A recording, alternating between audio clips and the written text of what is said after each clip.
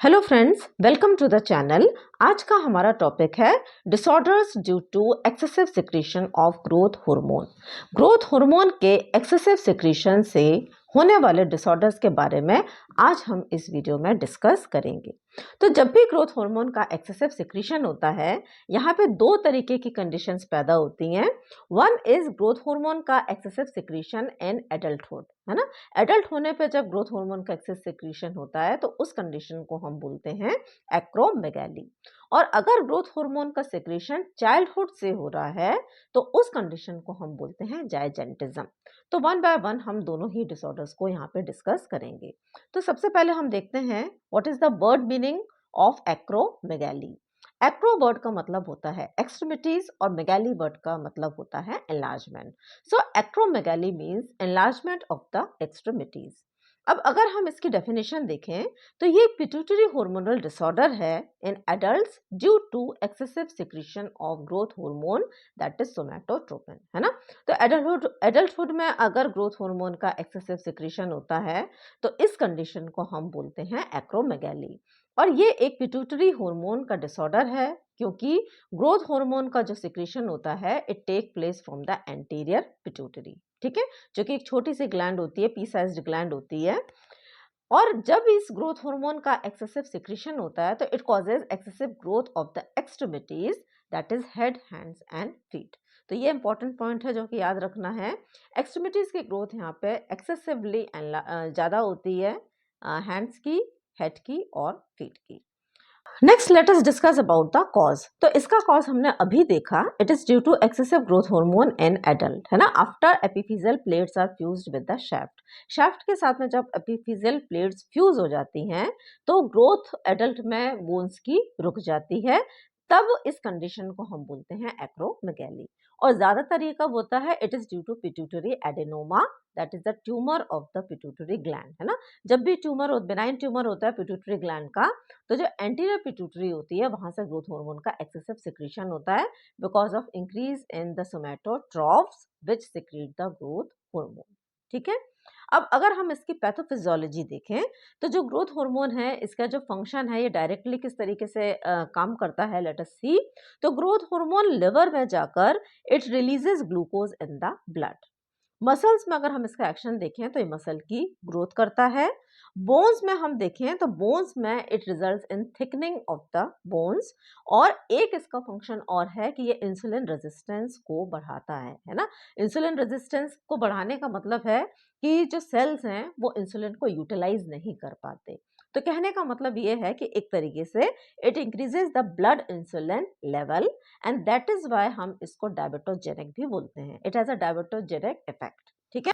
अब यहाँ पर आप देखें हाइपोथैलेमस से रिलीज होता है growth hormone releasing hormone which stimulate the anterior pituitary. अब एंटीरियर पिट्यूटरी के जो सोमैटोट्रॉफ्स हैं they release the growth hormone. ये जो ग्रोथ हार्मोन है it goes to the liver and it stimulate the secretion of insulin like growth factor, है ना। तो insulin like growth factor it is released from the liver और it has a positive effect on somatic growth. It is responsible for the somatic growth, ठीक है। लेकिन अगर ये IGF का secretion बहुत ज्यादा होता जाता है तो it is responsible for the metabolic dysfunction. Growth hormone has also a direct stimulatory effect on the somatic growth.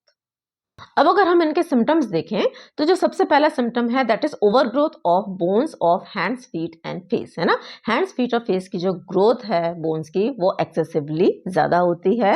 There is gorilla like appearance with kyphosis that is enlargement of the forehead, jaw and nose, है ना। तो forehead सामने की तरफ ज्यादा protrude करता है, jaw का एनलार्जमेंट होता है और नोज का भी एनलार्जमेंट होता है which gives the appearance of gorilla like face, ठीक है। Then there is planchenomegaly that is the growth of visceral organs. जितने भी organs हैं, विसराज हैं, उनके अंदर भी enlargement देखने को मिलता है। Growth of liver, lungs, kidney and spleen. Deepening of voice होगी, excessive sweating होगी, joint muscles के अंदर weakness देखने को मिल सकती है। Hyperglycemia होगा क्योंकि जो growth hormone है it has a diabetogenic effect. ये insulin level को blood में बढ़ाता है। And there is enlarged endocrine glands also. ठीक है। अब अगर हम इसके इन्वेस्टिगेशंस देखें तो इन्वेस्टिगेशंस में जो सीरम ग्रोथ हार्मोन लेवल है ये बढ़ा हुआ मिलेगा, ठीक है, क्योंकि ग्रोथ हार्मोन का इस डिजीज में एक्सेसिव सिक्रीशन हो रहा है।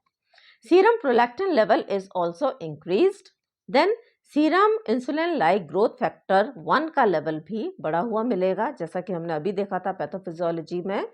और अगर हम सीटी स्कैन और एमआरआई कराते हैं तो वहां पे हम पिट्यूटरी एडेनोमा को, ट्यूमर को लोकेट कर सकते हैं, उसके साइज को भी डिटेक्ट कर सकते हैं। ठीक है, कॉम्प्लिकेशंस अगर हम देखें तो कॉम्प्लिकेशंस के अंदर पहला आता है diabetes mellitus, which is due to the diabetogenic effect of growth hormone, है ना, इंसुलिन के लेवल को ये इंक्रीज करता है।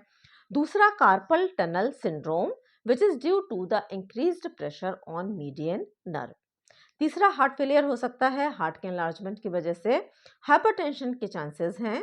विजुअल लॉस हो सकता है, दैट इज बायटेम्पोरल हेमीएनोपिया, और gastrointestinal cancer can also be one of the complications. अगर हम इसका ट्रीटमेंट देखें तो ट्रीटमेंट में हम सर्जिकल ट्रीटमेंट में या तो surgical removal of the tumour कर सकते हैं, ट्यूमर है इसको सर्जिकली रिमूव कर दिया, या फिर हम मेडिकल ट्रीटमेंट के अंदर सोमैटोस्टैटिन एनालॉग दे सकते हैं, या फिर ग्रोथ हार्मोन एंटागोनिस्ट दे सकते हैं। और रेडियोथेरेपी में अगर हम देखें तो treatment of the tumour by radiations, हम रेडिएशंस के द्वारा भी ट्यूमर को ठीक कर सकते हैं। Then the next disease is gigantism और जायंटिज्म, है ना। जायंट का मतलब होता है ह्यूज, लार्ज, बड़ा। ठीक है, तो जो जायजेंटिज्म है, it is a rare condition characterised by the excessive growth and abnormal increase in height due to hyper secretion of the growth hormone in childhood, है ना। तो अगर ग्रोथ हार्मोन का सिक्रेशन बचपन से हो रहा है, चाइल्डहुड से ही हो रहा है, तो जो ग्रोथ है ये एक्सेसिवली ज्यादा होगी, हाइट भी बहुत ज्यादा एबनॉर्मल होगी, and this rare condition is known as gigantism.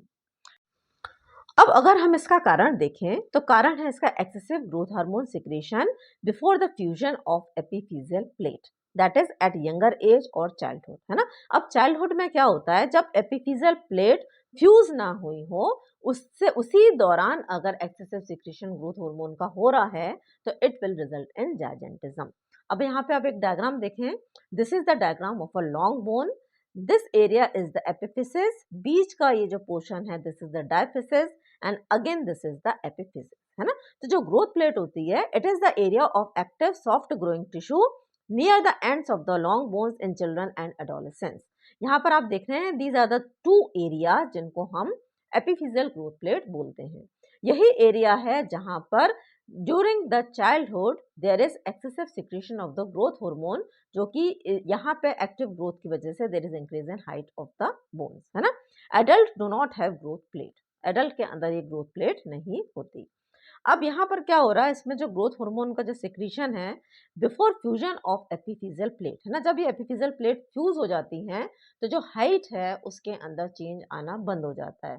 तो जब तक ये फ्यूज नहीं होती यंग में या फिर चाइल्डहुड में, तो there is increase in height of the person.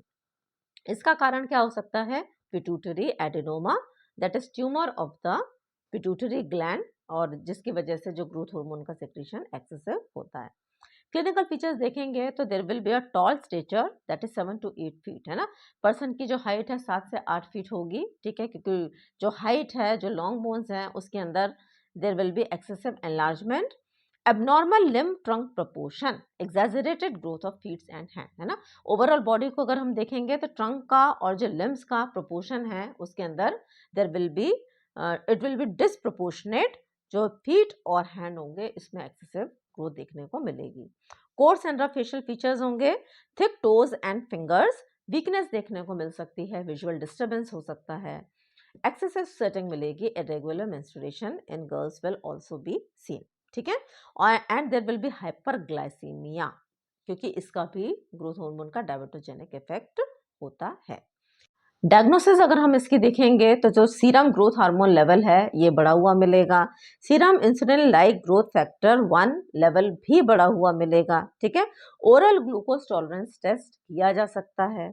MRI और सीटी स्कैन में अगर हम देखेंगे तो पिट्यूटरी एडेनोमा हमको दिखेगा, उसका साइज, उसकी लोकेशन भी हम देख सकते हैं।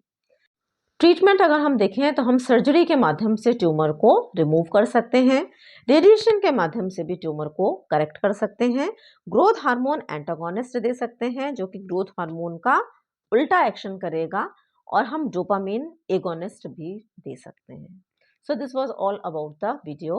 I hope you have understood this topic. अगर आपको वीडियो समझ में आया है तो वीडियो को लाइक करें, चैनल को सब्सक्राइब करें, वीडियो को शेयर करें। Thanks for watching.